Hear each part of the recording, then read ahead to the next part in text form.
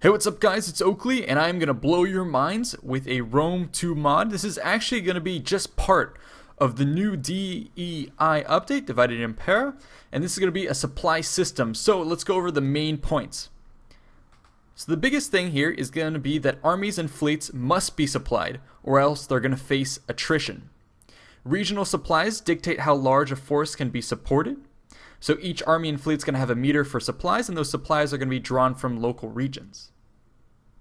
Supply lines are going to be the links between your forces and their nearest supply source. And then the special buildings within those provinces and then also units can additionally help provide supplies to that army or fleet. Next, all the way up at the top, global logistics are going to affect the upkeep and food cost of your forces. So that's going to be the main overview of what's going on with this new system. It's very fresh and very awesome. Now let's dive into the full details. So I'm going to link below this exact post where you can read through the in-depth of what's going on here. And this is just part of the update for this DEI mod iteration. Let's go over the introduction. So they're going to talk about the basic ways to describe the system, and I'm just going to quote this. It's going to be that every army with more than a single general unit on the campaign map now receives a supply effect bundles displaying the supply state. The current supply state is displayed under the army effects. Hovering the mouse over the supply icon will display its various effects and the current supply state of each individual army. Take a look at the top left. You can see supply line comes from 2 regions. The force is connected to a supply line, and it gives you stats about that. Now, next to regional supplies, which is where these supplies are generally coming from. It says here, armies on the campaign map now need regional supplies to operate. So you can see here the different factors for your regions. You can look at it, and based off the amount of food, that's how much supplies you can generate. High fertility for different regions is now linked to how much food you can produce and how much supplies you can generate for your region. You can take a look at your armies here, for instance, and if you were to, put an army out in the field, it says where it's supplied by a depot, and what that does is it then has logistic costs, and then it decreases the wealth in that region from which you're drawing supplies. So now your armies definitely have an impact on where they're stationed and all that. So you have to be very specific with the deployment of your armies. This is also true for fleets at sea. So here it says the meter basically of how long your fleets have till their supplies are depleted. So this is going to be 6 turns, for instance. And as that goes down to 0, then you'll start to suffer your attrition down the line. So like I said, very important on how you deploy your fleets. It's much more realistic. So the army supplies, like we've mentioned, are supplied by local settlements. And if you're doing that, and you're a small army that has low supply consumption, then you're not going to have a huge effect on that region. So for example here, if you're tied to a local settlement, you're well supplied, it's not a huge army, then you have low supply consumption, you're not making a big effect. However, the second you get further and further away, so for instance in enemy territory, you're going to have high supply consumption, and so that's going to drain your supply lines. You can see here all the debuffs happening back at home. So -2 food for not only the local region, but also -5 campaign movement, so restrictions, public order, all that stuff that starts to add up. So you start to forage once you're out at a distance to try and replenish your ranks, because not always can you have a supply line that supplies you, so you're going to be forced to forage.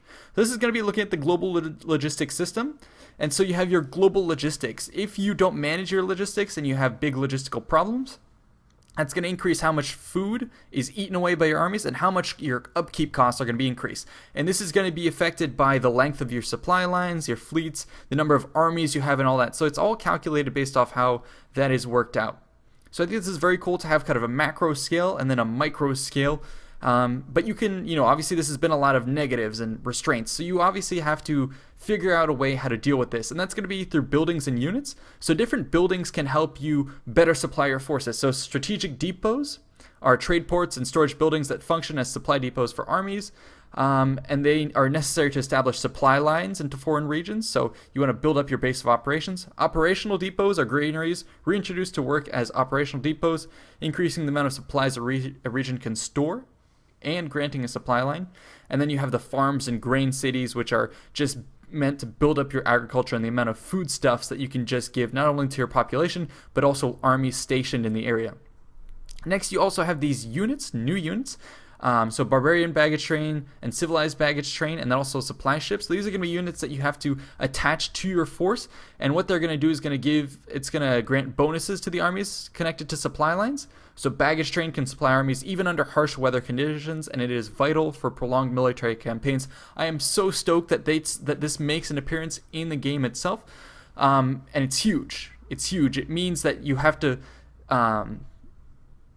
bring along extra stuff to feed your army, because as Napoleon famously said, an army marches on its stomach. So I'm glad that they're not only doing it from the standpoint of global pluses and minuses, but also actually having physical units attached to your armies.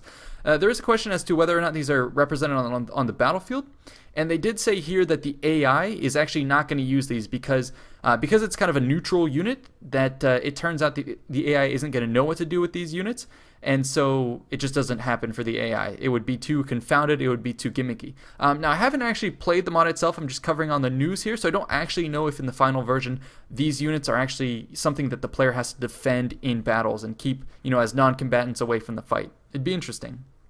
Anyways, this is going to be a bunch of these effects bundles that they've mapped out to show exactly what's going on here. It seems like a pretty intricate system, but it all is rather intuitive.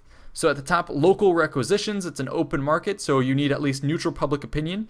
And what this does is it allows you to supply your army, whereas if you have low public order, then you're forced to have more of this requisition where you're stealing stuff from the population, and it has negative effects on your population. You can see there an indicator for the local supply line. So army stationed far from a city will have those supply lines going to them, and they have all sorts of other stuff that runs the gauntlet of all the kinds of stuff that that this new supply system requires. So foraging, you can see high and low supplies. The army might be supplied by a fleet. That's something we're going to get into soon, is you don't just have to be supplied by land, but also by sea is another thing. And then different winter and summer attritions can cut your supply line short. We're going to be getting into that as well. So just so much detail going into this, and I love it. I hope that I find the time to play this out once it's fleshed out and well implemented, and I hope that this is something that CA implements in the future, because man, this is exactly what military campaigns in real life had to deal with. So now they do go ahead and show kind of what a supply line is supposed to do. So this is one of the big new features that I've been mentioning. So they're established from your capital or from cities with strategic depots. Supply lines pass through friendly or owned regions between the army and the supply depot. And then they show an example here. I'm not sure if the supply lines actually are physically represented on the maps themselves. It looks like what we're seeing in this image above was kind of photoshopped or painted in. So yeah, we'll have to wait and see. I haven't been able to play the game with this mod enabled. I'd be interested to see if they were able to pull off a visual effect. Anyways, they talk about supply lines. Supply lines can go into foreign territories, but then you can have that supply route be blocked. And there's a bunch of factors that can affect that. So an enemy can block a supply route by attacking it. Alpine regions or winter or desert can cut off those supply regions. So there's really cool stuff. Your supply depot, that's at the very beginning of your supply line, could run out of supplies to feed your army. Very, very cool stuff that can lead to very strategic things. So not only planning for when the snow is going to cut off your supplies, so very much planning when you want to do your campaigns either into the snow or into the desert. Also having to fear enemy armies getting into your rear supplies, cutting you off and causing attrition. All really cool stuff. Now, the barbarians also have their own kind of separate system that's not so much based off, more civilized supply lines. They're going to have something that's more focused on foraging. And so, let's see, factions with more elaborate logistics like Rome only completely rely on foraging if their army lines are cut off or are impossible to establish. Foraging, however, works the same for every army. There are 4 different foraging states based on the supply status of a region. The less supplies are available, the harder it is to forage enough supplies. And then they talk about the naval supply system. So fleets can be out at sea for a certain amount of time that then will get clocked down and down and down until they have to return to port to resupply. This is so much needed in this day and age where you have ships that literally back in the day would have to dock after every night or every couple of nights. So I'm glad that's making an impact here where you really have to come back to port. You can see what happens here if your fleet has no supplies. You start to suffer attrition, campaign movement is decreased, morale is decreased, the movement speed of all units in the battlefield is decreased. So you start to suffer all these penalties the more you stay out at sea, and obviously you want to come back to dock. And then when you come back to dock, then you're going to have to suffer the consequences of, feeding a force that's back at home. So up here it's showing that your fleet is stocking up on supplies. You can see how the region there is affected by -1 food. The logistics upkeep goes up by 10%, but then you also get replenishment that comes back up. So it's really cool how this is brought to life. And again, just adding more layers of realism. They have different things down here, icons that you can look at. So the turns at sea, how much until your attrition starts to take effect. A port resupply icon that shows while you're being resupplied, and then an out of supply icon which shows basically as you're slowing down and starting to suffer attrition. Another cool thing that you can do is have fleet and land interplay. So if you're besieging, for example, a city here, you could post out your ships here, and as long as the ships are supplied, then they can sit around for maybe, in this example, 6 turns. Now the army that's besieging this settlement can camp out for a while, but they may have to retreat due to attrition from being out in the field. However, if you have a fleet nearby, that fleet can actually then serve as a supply depot for that army. So very, very important, because a lot of times in real life, sieges were called off because the attacker himself could not maintain supply lines. That was one of the reasons Rome had a very difficult time early on in the First Punic War attacking Sicily, because they had no supply logistics to function beyond the peninsula itself, moving overseas. So this is such a cool thing that you have to have your fleets and armies move in tandem.